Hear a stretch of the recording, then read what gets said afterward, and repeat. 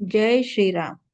श्री समर्थ सद्गुरु ब्रह्मचैतन्य महाराज गोंदवलेकर यांची प्रवचने.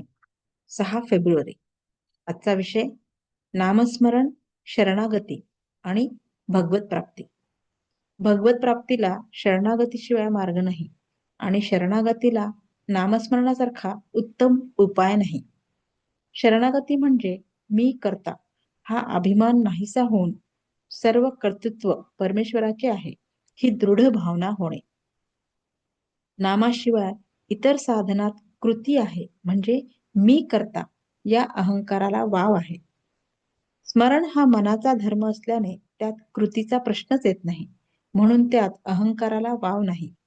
शिवाय स्मरण किंवा विस्मरण या दोन्ही गोष्टी आपल्या हातात नाहीत, म्हणून नामाचे स्मरण झाले तरी त्यात स्वतःचे कर्तृत्व नसते. त्यामुळे मी करता ही जाणीव टिकू शकत नाही.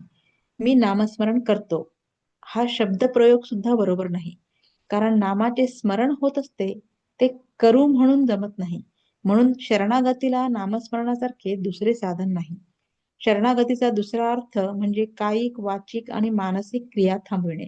क्रिया न करणे हे कृती करण्यापेक्षा केव्हाही जास्त सोपे आहे. म्हणजेच शरणागती ही सहज साध्य वाटली पाहिजे, पण अनुभव तसा येत नाही. जी गोष्ट अत्यंत सोपी वाटते ती करायला पुष्कळदा कठीण जाते असा अनुभव येतो.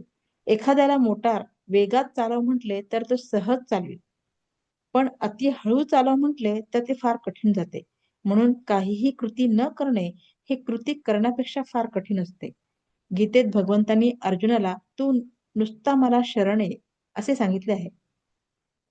देहबुद्धी गेल्याशिवाय शरणागती येत नाही. देहबुद्धी, वासना, अहंकार ही सर्व एकच आहेत.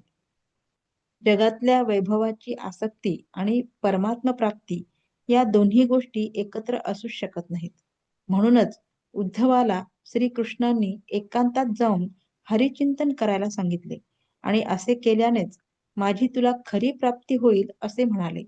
याचा अर्थ हाच की जगाकडे पाठ फिरवल्याशिवाय भगवंत मिळत नाही.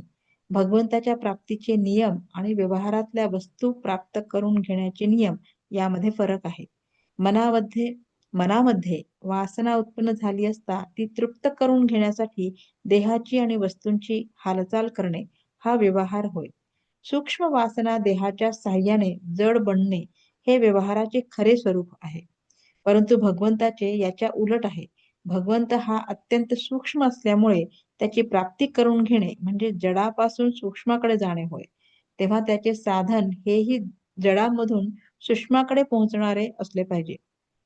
जड देहाशी संबंधित आणि सूक्ष्माशी निकट चिकटलेले असे साधन असेल तर ते नामच होय.